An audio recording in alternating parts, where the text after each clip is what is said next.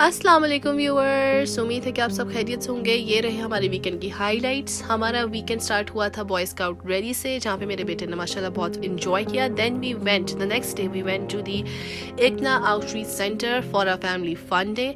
यहाँ पे डिफरेंट किस्म के स्टॉल्स थे, खाने पीने के स्टॉल्स, कपड़ों के स्टॉल्स। इसके अलावा बच्चों के लिए राइड्स थी, फन एक्टिविटीज़ थी और बाउंसी कैसल्स थे। बाउंसी कैसल्स देखे तो वैसे ही बच्चे इतने एक्साइटेड हो जाते हैं, और मैं भी वैसे बहुत एक्साइटेड हो जाती हूँ क्योंकि मुझे भी बहुत शौक है बाउंसी कैसल में जंप मारने का। लेकिन फिर लोग कहेंगे यार देखो माँ भी स्टार्ट हो गई शुरू बच्चों के साथ ही। खैर फिर हम चले गए बंजी जंपिंग में। यहाँ पे मेरे बेटे ने बहुत इंजॉय किया, बहुत फन किया, और इसकी लग रहा है, उसकी शक्ल से ही लग रहा है कि वो बहुत इंजॉय कर रहा है। और उसको डर लग रहा था कि मैं ऊंची जंप ना मारूं, कहीं मैं गिर ना जाऊं। फिर हम उसको मेरे हस्बैंड बता रहे कि बेटा ऊंची जंप मारोगे तो और जितनी जोर से जंप मारोगे उतना ऊंचा जाओगे और अब नहीं गिरोगे। तो खैर उसे समझ आ गया, वो कोशिश कर रहा है ऊपर बहुत ऊंची जंप मारने की। इसने माशाल्लाह बहुत इंजॉय किया मेरे बेटे ने। एनीवेज काफ़ी सनी डे था, और ये था बैलिस्टिक स्पिनर जहाँ पे, और ये देखें, ये मेरा भी दिल चाह रहा है। मैं तो वीडियो देख के मेरा दिल चाह रहा है कि मैं भी जाऊँ यहाँ पे बैलिस्टिक जंपिंग करूँ। और ये एक और बंदर बच्चों की भी यार क्या लाइफ है, मस्त लाइफ है, इंजॉय, ना फिक्र ना फाका, ज़बरदस्त इंजॉयमेंट। उसके बाद हम अगले दिन चले गए कॉस्को। ग्रोसरी के बगैर वीकेंड नामुमकिन है हमारा। और कॉस्को में मिलती हैं बल्क में चीज़ें। हम अब आ गए हैं कॉस्को के अंदर।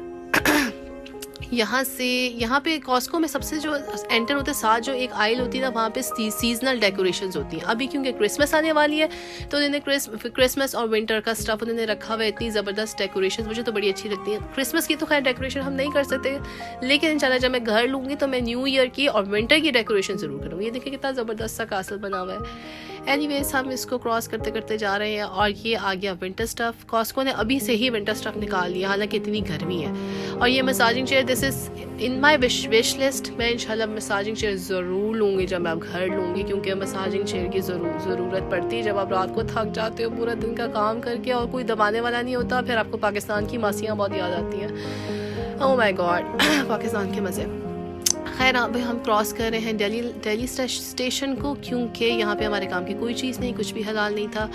और हम आ गए हैं अब फ्रिज में, यहाँ डेयरी सेक्शन में बेसिकली। और यहाँ पे हम लेते हैं यहाँ से दूध और अंडे। यहाँ के मिल्क और एग्स की एक तो क्वालिटी बहुत अच्छी है और प्राइस भी बहुत अच्छी है, बहुत ज़बरदस्त।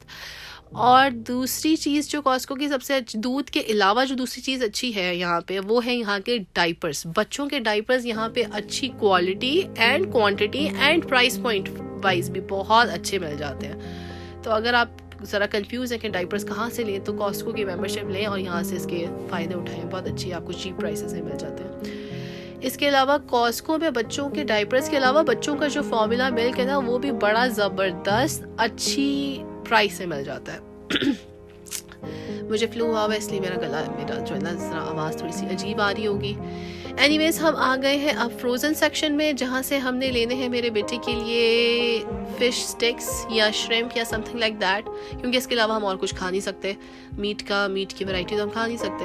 तो खैर मैंने अपने बेटे के लिए मैं ढूंढ रही हूँ कहाँ। हाँ ये है साल्मन बर्गर्स, नहीं ये नहीं हमने लेने हैं, बर्गर पैटीज नहीं लेने, हम लेंगे फ़िश स्टिक्स, क्योंकि मेरे बेटे को भी बहुत पसंद है और मुझे भी बहुत पसंद है। और ये बहुत कन्वीनियंट फूड है। आपने अगर नहीं आपका कुछ दिल चाह रहा बनाने को तो आप सीधा एयर फ्रायर में डालो और जस्ट खाना आपका तैयार। इसके साथ रोटी या नान हम ज़रूर लेते हैं कॉस्को से, क्योंकि बच्चों के साथ कभी कभी नहीं टाइम मिलता आपको, इवन आटा गूंदने का टाइम नहीं मिलता। इवन अगर आप आटा गूंद भी लो तो रोटी बनाने का टाइम नहीं मिलता। बच्चे रो रहे होते हैं कभी कुछ। तो चलो नान होना चाहिए घर में, to be on safe side के चलो यार नान पड़े हुए हैं और चलो नान निकाले और डाले अवन के अंदर और खाना तैयार। और ये हो गया फ्रेश फ्लावर्स का फ्रिज, जो कि मुझे बहुत अच्छा लगता है। मुझे फ्लावर्स वैसे ही बड़े पसंद है, आई लव फ्लावर्स। और ये डिफरेंट किस्म की फ्रूट बास्केट्स हैं, ये भी क्रिसमस के लिहाज से उन्होंने की हुई है, रखी हुई होती हैं। और ये हम आगे HEB में, HEB से हम वो चीज़ें लेते हैं जो हम कॉस्को से नहीं लेते। कौन सी चीज़ें हम कॉस्को से नहीं लेते? फ्रेश प्रोड्यूस हम नहीं लेते हैं कॉस्को से, क्योंकि फ्रेश प्रोड्यूस कॉस्को से इंतहा का ज़्यादा मिल जाता है, जो कि ज़ाया हो जाता है। और ये देखिए इन्होंने भी, ये हमारे बर्थडे वाली सेक्शन में आ गए। यहाँ पे डिफरेंट किस्म के बैलून्स वगैरह। ये बेकरी का सेक्शन, ये इधर कॉस्को की बेकरी मिलनी चाहिए। मेरा बच्चा बेचारा थक गया है, सो गया। और ग्रोसरी करते करते हमें लग गई इंतहा की भूख और हम अब खाने लगे हैं सुशी। पहले हम सोच रहे थे एक ट्रे लें, लेकिन फिर मैंने सोचा कि एक ट्रे शायद कम ना हो जाए, तो हम एक और ट्रे उठा लेते हैं। तो खैर इसकी सुशी बहुत अच्छी, बहुत ज़बरदस्त है और फुल फिलिंग है, आप आराम से आपका, और हेल्दी भी है, तो बड़े ज़बरदस्त, मस्ट ट्राई इसको। और ये हम आ गए फ़िश, ये है फ़िश के बर्गर पैटीज़ बने हुए हैं। अगर आपने लेना हो तो ले सकते हैं। मैंने तो कभी वैसे ट्राई नहीं किया, लेकिन शक्ल से बड़े प्यारे लग रहे हैं। अच्छा, ये HEB में ना फ्रेशली स्लाइस्ड चीज़ पड़ी होती है, जो कि बहुत यमी होती है एज़ कम्पेयर टू क्राफ्ट या वो जो दूसरी वाली होते हैं ना, अमेरिकन चीज़, अमेरिकन सिंगल्स। तो ये फ्रेश स्लाइस हम ज़रूर लेते हैं। अच्छा, अब हम घर आ गए और मुझे अब लग गई है इंतहा की भूख और मैं अब थक गई हूँ और मुझसे अब खाना नहीं पकेगा। तो मेरा ख्याल है कि हम फ्रोज़न फ़िश, मेरे पास फ्रोज़न फ़िश पड़ी हुई थी, ये मैंने एयर फ्रायर में डाली और मैंने 20 मिनट्स का खैर टाइमर लगाया था एयर फ्रायर में, लेकिन मैंने 10 मिनट्स के बाद निकाला ताकि वो, क्योंकि फ्रोज़न थी तो वो बिल्कुल चिपकी हुई थी एक दूसरे के साथ। तो खैर अब ये अलग अलग हो गई है और अभी दोबारा जाएगी एयर फ्रायर के अंदर और मज़ीद 10 मिनट्स पकेगी और फिर ये बिल्कुल ज़बरदस्त किस्म की, ये देखें, कुक होके निकल आई है बाहर। एयर फ्रायर भी बड़ा वैसे अच्छा रहता है आपके लिए, कन्वीनियंस। अच्छा, ये जो है ना, जो हम लास्ट डे गए थे, किधर गए थे हम जो फैमिली फंडे गए थे वहाँ से हमने ये लिया था जायरो, जो कि हमसे नहीं खाया गया उस टाइम पे, क्योंकि हमने और भी बहुत सारी चीज़ें ऑर्डर की थी।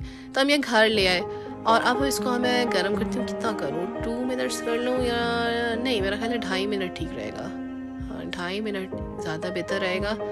इसके अंदर सॉसेस डली हुई होती है, लेकिन सॉस कोई नहीं, इतनी कोई ज़्यादा भी नहीं उन्होंने डाली हुई थी, खैर, लेकिन बड़ा मज़े का था। हमने जब खाया तो बड़ा मज़े का लगा। और ये फिर हमारे साथ नान क्योंकि अब रोटी बनाने की हिम्मत नहीं है, मुझे फ्लू भी हुआ है, मेरी तबीयत भी ठीक नहीं है, तो और ये हमने खाने के बाद हमारे डाइनिंग टेबल का हाल आप देख सकते हैं। अब ये कौन संभालेगा, सोने से पहले कौन करेगा किचन क्लीन?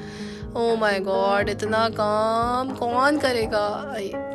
चलो, करना तो है, खैर कर लिया, खैर अल्हम्दुलिल्लाह, शुक्र है। हिम्मत मर्दा मदद खुदा करना पड़ता है, खुद ही हिम्मत आ ही जाती है, इंसान वैसे ही थोड़ा सा मायूस हो जाता है, अल्लाह ताला हिम्मत दे ही देता है। खाने के बाद मेरे अंदर थोड़ी सी हिम्मत आ गई, तो मैंने सोचा कि मैं कुछ कोई सालन बना लेती हूँ कल के लिए, क्योंकि मेरा कल भी काफ़ी बिजी डे गुजरेगा। तो मेरे पास पड़े हुए थे बैंगन, और मैंने बैंगन आलू जल्दी और ये जल्दी बन भी जाते हैं। तो ये खैर फ्रोज़न टोमेटोज़ थे, तो जो कि मैंने गर्म पानी में डाले हुए हैं। तो मैंने कहा बैंगन आलू बना के ही फारिग हो के ही अब आराम से रेस्ट करूँगी, और ये हमारा खाना बन रहा है। और फुल रेसिपी तो मेरे अंदर, मैंने फुल उसको रिकॉर्ड नहीं किया क्योंकि मैं इंतहा की थक गई थी। तो खैर एनीवेज़, ये हमारा खाना बन गया और किचन क्लियर, दी एंड।